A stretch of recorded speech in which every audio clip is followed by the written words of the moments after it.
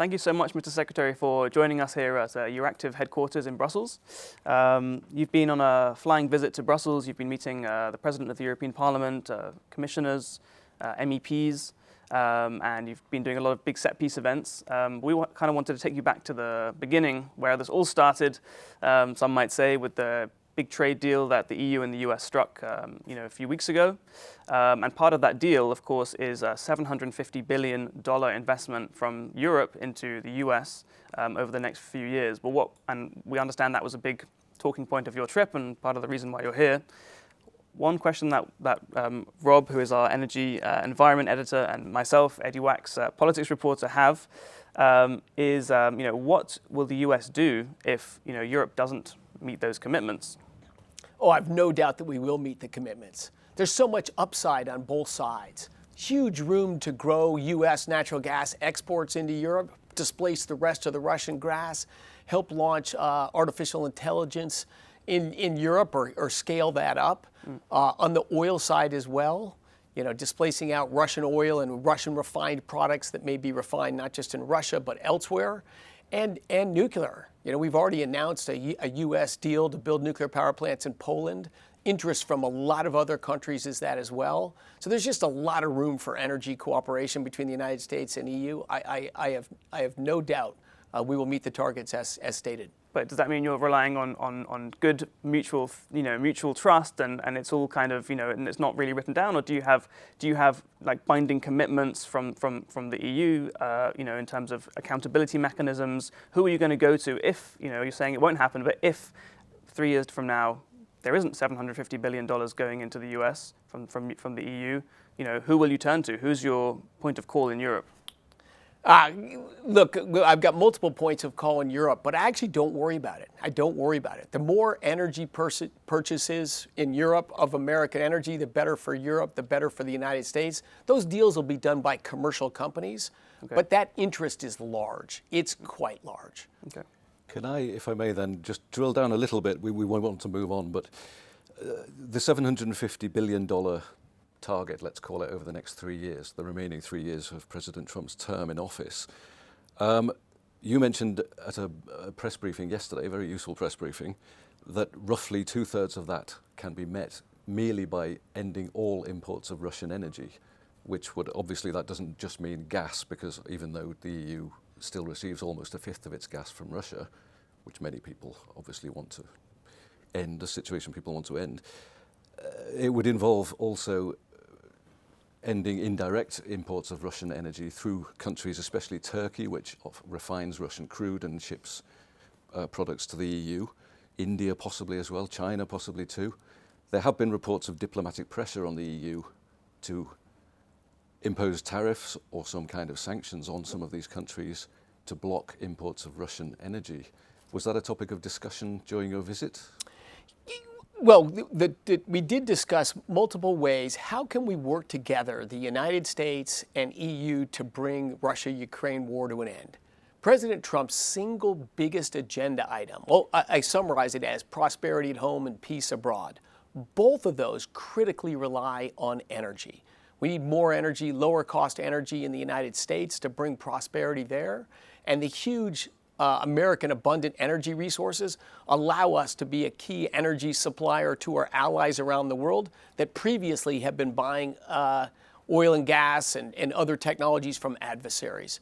So we did discuss, and some of those discussions are works in progress, so I won't share them here, but the passion on the European side to end the war in Russia-Ukraine is outstanding and very much matched by the United States.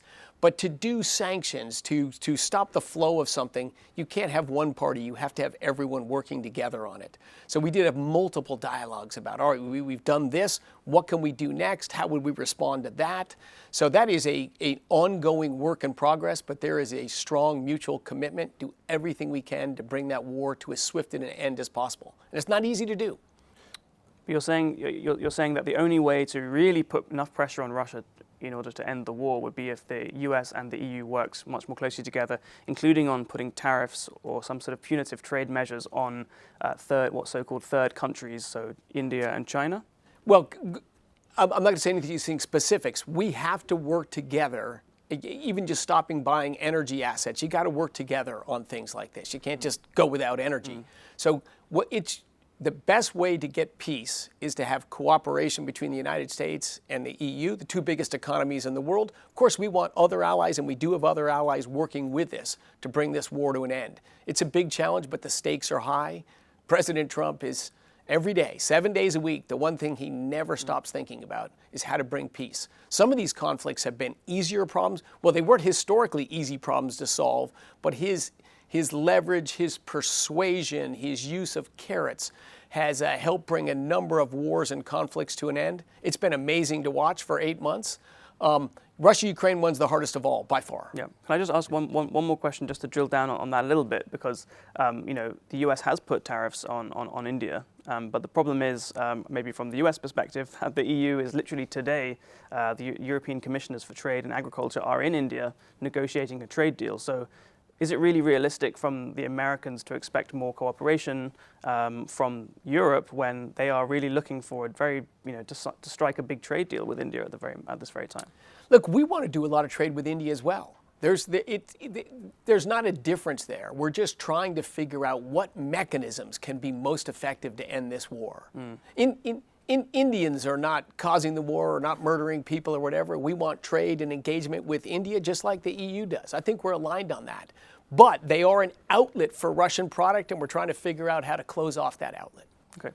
Okay, I'll just to close this topic and move on to something else. But one of the, obviously you're well aware that the clear difference between the way that the EU is run and the way the US is run is that there isn't a central figure in the EU who can say this is EU policy. Now, the reason we don't have stronger trade tariffs on Russian imports of Russian gas and oil is because there are some countries within the EU who are using a veto to block them. You're well aware that Budapest and Bratislava are the capitals in question here.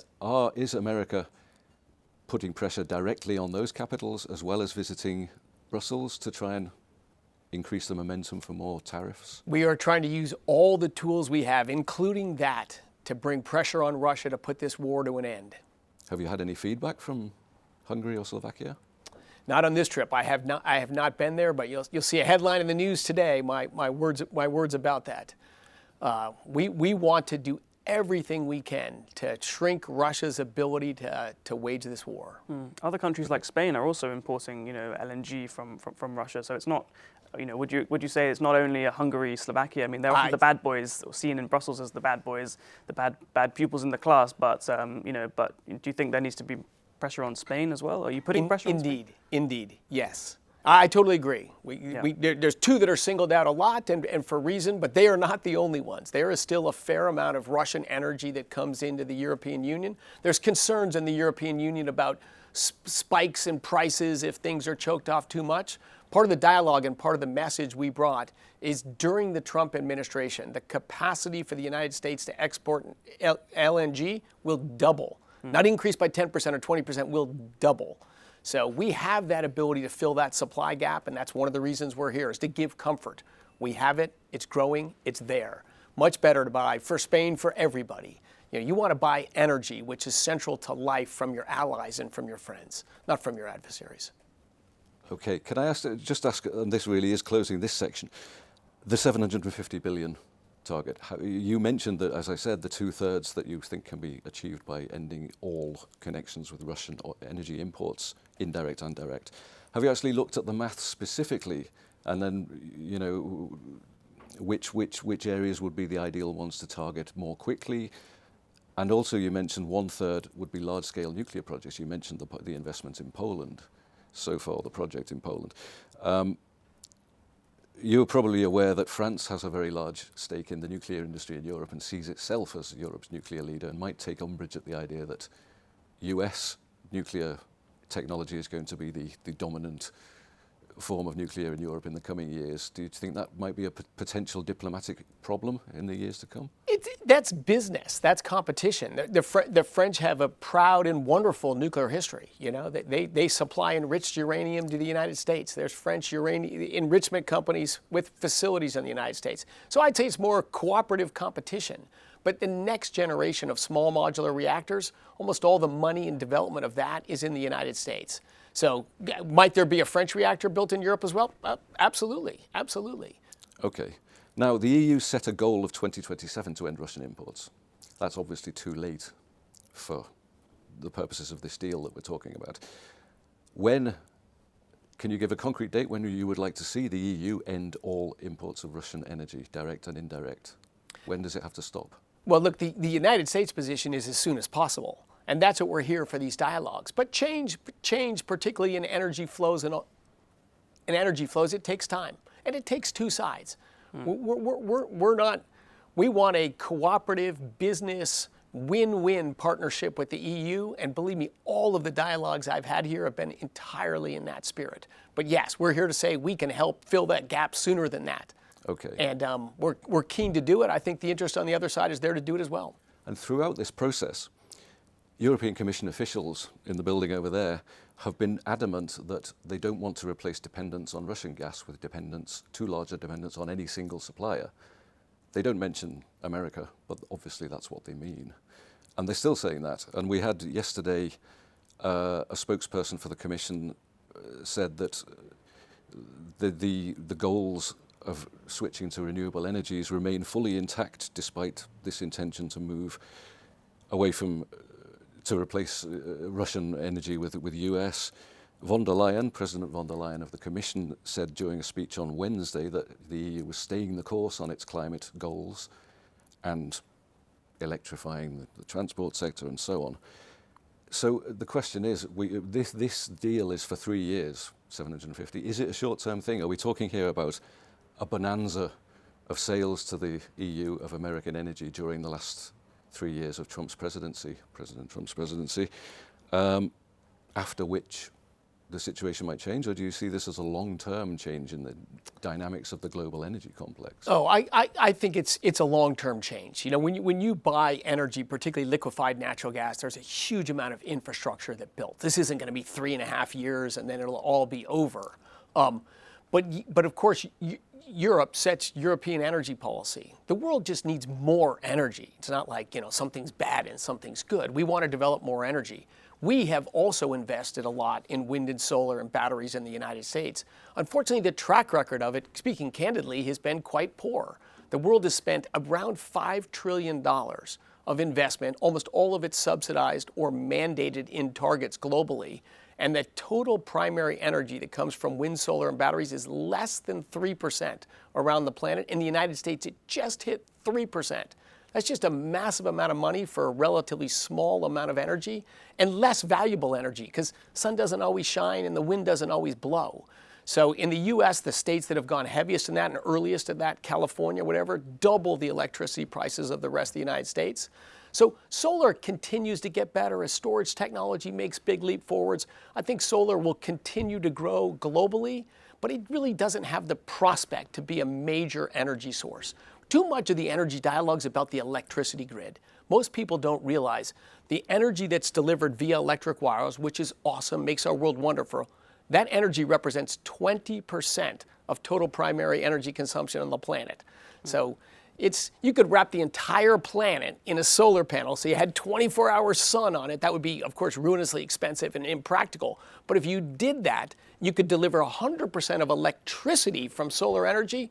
Congratulations, that's 20% of global primary energy. How are you going to build solar panels? That takes high temperature process heat, almost 2,000 degrees. That's done in China now, building massive amounts of coal for the process heat as well as the electricity. It's very energy intensive to make energy systems.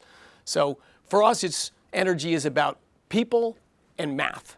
We want to lower energy costs, expand opportunities, better and lengthen the lives of human beings. And then what's the best, most effective way to do that? You just said that Europe sets its own laws. However, one thing that you did discuss with Dan Jurgensen, the Commissioner for Energy, was this new methane law or methane law. And you clearly do want to see changes there. What kind of concessions or what did you get out of that meeting with Dan Jurgensen that makes you feel that there's a prospect for making it easier for US companies selling energy to Europe. Great dialogue with Dan Jorgensen and across the board in the meetings I had. And the thing there is, what does the European Union want? They want to reduce methane emissions, right? It reduces greenhouse gases into the atmosphere. Fantastic, so do we. What has the United States been doing the last 10 years? Just dramatically reducing methane emissions from our oil and gas production. That's not because of a government law in the United States. That's because businesses, the employees there, and the investor community think, hey, this is an important thing. It's technology, we can deliver it. We did just recently pass a methane law in the United States, but that's a big, clumsy cudgel that would just ruin the small, independent oil and gas producers. Big companies love regulation because they can achieve whatever thresholds are set, others can't. We want to drive things by innovation, by incentives, not by a clumsy cudgel. So I think it's the same thing. The European Union wants to reduce methane emissions, so do we, and we're going to deliver that together. But yeah, the laws as they're written now, CS-DDD and the methane rule, they both, if they went into action as they're written today, they would prevent U.S. LNG exports into Europe. That'd be bad for the United States, even worse for Europe. But we both recognize that. We're pragmatic. We understand the spirit and where we're trying to get. We're going to get to those places, but you got to do it in a way that actually works. Okay, but I mean, by saying that, you're essentially acknowledging that the production of natural gas in America at the moment is very methane intensive. Not at all. It's among the least methane intensive on the planet, and it's dramatically lower, like 80% lower than it was 10 or 12 years ago with technology. So no, I'm not saying it's very methane intensive. I'm saying a clumsy rule that you can't even figure out how to account for is not a good way to reduce methane emissions. The spirit behind the law is a good one.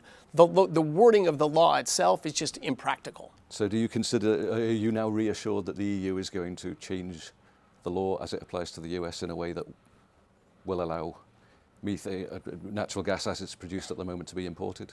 Yeah, I feel reassured that job is not done, and we'll work together on it. But I do believe it's so strongly in the best interest of both parties that whatever that particular fix is will be done. That's work to be done ahead, but yeah, I'm confident we'll get it done. You have until 2027 to hammer out an agreement on it anyway, so. Yes. Again, I don't.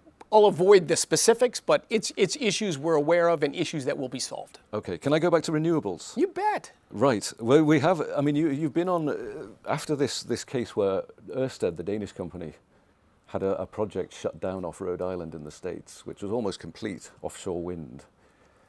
You were on. You spoke on Bloomberg Television, saying that essentially, it's. I think you called it the most expensive electricity in the world, for which Germany, Denmark, and the UK are now suffering. But at the same time, you're obviously aware that the EU has massively ambitious targets in place to boost offshore wind. And they've done the maths as well. Clearly, they think it's a way forward. We're talking about a continent that doesn't have the same reserves of fossil fuels that the US has. Are you suggesting that the EU's completely wrong-headed here and trying to boost energy independence by moving away from fossil fuels? That ambition has just proven very difficult to do. The EU as a whole, over the last 20 years, has spent an enormous amount of money, an enormous amount of laws, and it's gone from roughly 80% of its energy from hydrocarbons to 75% of its energy from hydrocarbons. Germany, for example, tripled its own electricity prices and reduced its percent of its primary energy from hydrocarbons from 80% to 76%. Like, extrapolate $500 billion, it gets you 4 percentage points. That's the low-hanging fruit. Is that a road that you're going to triple down on and get to zero? To me, the math doesn't work. And the other thing that I think has been unfortunate for the EU, but it's an EU decision, is a lot of industry has left here. Think of the Germans. They pioneered the chemical industry, the Haber-Bosch process that takes methane, natural gas, and creates nitrogen fertilizer. If we got rid of that, we would cut global food production in half. That's critical. But the chemical industry has left Germany and has not been able to expand there. The steel industry, the machine industries. So the UK is the birthplace of the Industrial Revolution. So these are policies to be decided here, but me as an energy commentator, of course, I would like to see that industry return or at least stop leaving. And so whatever that path is to drive energy prices down, as long as it works, is good. But the renewables so far, their track record it's not been good. Well, as you mentioned, the maths is complicated. I mean, one of the reasons electricity prices are so high in the EU is because the price is basically fixed by the most expensive ingredient in the mix, and in the EU that's gas. So some would argue that by increasing the share of renewables and changing that market process, you could actually, because after all there are no marginal costs for producing wind and solar power. Once it's installed, it's undeniably a big investment. So I would ask again, I mean, is this completely wrong-headed? Should they give up? Should the world give up on wind and solar power? Well, in the U.S., the actions we've taken is we're going to stop subsidizing it, right? That wind power, I think, is unlikely to be meaningfully developed in the United States without subsidies or mandates. Solar power, I think, will continue to see it grow. At low penetration levels, it can be helpful. As you try to get to high penetration levels, it becomes ruinously expensive. Because in Germany, they call it a Dunkelflaute. We have that in the U.S. The times of peak demand are high pressure systems. Very cold in the winter, a high pressure system moves in cold air for a few days. If the electricity grid fails, hundreds or thousands of people will die. We'd have 200 people die in Texas because of the electricity grid failing for just this reason. So during those times of peak demand, you're running hydro, coal, nuclear, and natural gas, the four anchors of the electricity grid over the last century. Wind and solar during the peak demand in the region I live now, PJM, 65 million people. At peak demand, wind, solar, and batteries were about 3% of total electricity generation. 97% came from the old things we had before. So you have to have this whole grid and then a new grid with new transmission lines, new switching facilities, and all that, that allows you sometimes when the wind is blowing and the sun is shining to turn down the natural gas generator. In the United States, the incremental savings to not burn gas for that kilowatt hour is 2 cents. 2 cents. It's 4 cents subsidy to the wind producer to produce that power. So it is, and I said this 20 years ago, it is a guaranteed way to raise your electricity prices, to put intermittent sources on that can't provide reliable power at peak demand. And I disagree with your premise. The most expensive production of electricity in the EU is absolutely not natural gas. The import natural gas price, you could produce electricity in the EU below 10 cents a kilowatt hour from natural gas. The rates on average are around 40 cents a kilowatt hour. We're being told we have to wrap up. I just wanted to broaden out the discussion and just to ask one more general question. President Donald Trump has not necessarily made the most specific declarations about what the security guarantees or how he could be involved in the security guarantees post the end of the war in Ukraine. He's also suggested that the recent violation of Poland's airspace by Russian drones, might not have been deliberate. So in that context, and also with the US, reviewing its defense posture in Eastern Europe, the troops that are stationed there, of course, if you're coming to Brussels and pitching America as a reliable energy provider, wanting to work very hand in hand with Europe on energy, I mean, can you understand why some European politicians might be a bit wary about, tying themselves to America for energy when the signals that we're getting from Washington on security, which is also existential question for Europe, are not so clear? I would say we're seeing a changing of emphasis. One of the things I think President Trump has achieved that's just fantastic is through sometimes tense dialogues, sometimes cooperative dialogues, to get the European Union to commit to meaningfully increase its defense spending. He's a businessman. He wants partnerships. The U.S. have been all in building and deploying our military all around the world. The European Union is wealthy, strong countries. He just wants them to step up their expenditures and be active partners in that defense. I think he's thrilled right now with the commitments of the European Union to increase their defense spending and become a more powerful military here. He's just trying to get everyone else to play on that team as well. It's costly, but it's critical for our security, as you mentioned. One of the great things President Trump did negotiating with President Zelensky is a minerals deal in Ukraine. So when we can bring peace, and sooner is better, you will see American companies in Ukraine developing oil and gas and mining reserves in that. I think not only is that an additional supplier of energy and materials within Europe, right nearby, but it's also a huge barrier to a war starting again. When the Iraqi army invaded Kuwait with American oil and gas companies on the ground, that didn't work out very well for Iraq. If we can get a peace in Ukraine and you've got American oil and gas and mining companies working in Ukraine, I think that's a meaningful barrier for Russia to think about starting an invasion again. That's part of President Trump's agenda. How do we create conditions that can keep peace? One last question, Robert. Yeah, let me ask about the COP30 climate conference. It's a bit of a segue, but I hope you wouldn't mind. As we know, the US is no longer part of the process. I just wondered, some of the comments you made recently, yesterday you suggested that because the US is essentially legislating to say that there is no immediate danger to the US from climate change now. That's the EPA yes. danger. You know what I'm talking about. So the question is, do you think that all the other countries in the world that haven't come to this conclusion are again deluded in some way, or ought they to abandon the process entirely? I'm not sure they've all come to that conclusion. There's things people say and there's things people do. What we are trying to do in the United States, both by removing the endangerment finding or proposing to remove that rule, and the 140-page climate change report that my department released, written by 5 senior authors in this field, is to get a more realistic dialogue about climate change going on. What is the most critical challenge in the world today? Is it 2 to 3 million easily preventable deaths from indoor air pollution because a quarter of humanity is still burning wood to heat their homes or cook the meals? Is it 10% of Americans that get utility disconnection notice? Is it industry fleeing Germany and those jobs and those incomes in the United Kingdom and lowering people's standard of living? Those are urgent and immediate problems today.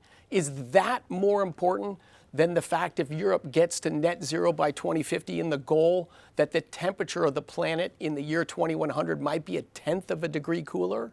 Like, that's a real thing, but how does that compare to millions of deaths and tens of millions of lowered standard of living? I think it's just a question of balance. We want an honest, open dialogue about climate change. I've been talking about it for 20 years. We've raised global greenhouse gas CO2 concentration in the atmosphere by 50%. It's absolutely a real thing. But let's have an honest, thoughtful dialogue about it, not the cancel culture, it's a crisis, it's the end of the world. Nothing in the data supports that alarmist view of climate change. Let's just treat it like all the other problems in the world. But your administration, final question, has cut billions from its development aid project. So how do you expect those people who you say are, maybe the main victims of climate change, according to you, people who are using wood-fired stoves to heat their homes, how do you expect them to raise themselves out of poverty if the US isn't helping them anymore? So government-to-government aid, if you look into that, doesn't have a great track record, right? The way people lift out of poverty is businesses and lower cost energy, less restrictions. At the COP in Glasgow, 19 wealthy nations voted they would not support lending for fossil fuels in the developing world. 85% of global primary energy comes from fossil fuels, and they desperately need it. And the COP conference said, we're not going to give any money to developing countries. That is far more destructive than the United States saying, we want to take a look at our foreign aid programs. A lot of them were doing political crap all over the place. Programs that, frankly, you'd be embarrassed if you read about. So what's happening is a whole retooling of our foreign aid. It hasn't ended yet what we're doing, but you will see the United States very active in critical programs that do help the developing world. And by lowering energy prices and getting rid of the nonsense, not preaching to Africans you can't build coal plants, that's not just stupid, that's immoral. We're going to end that stuff. I think President Trump will be one of the leaders in helping economic growth come to low-income nations through removal of these paternalistic policies, through lowering global energy prices, through encouraging business and trade in these countries, and using targeted aid dollars where they can have a huge bang for the buck. Secretary Wright, thank you so much for being with us here at Euractiv, and good luck with the rest of your trip. Thanks so much. Pleasure talking with you both. Thank you, gentlemen.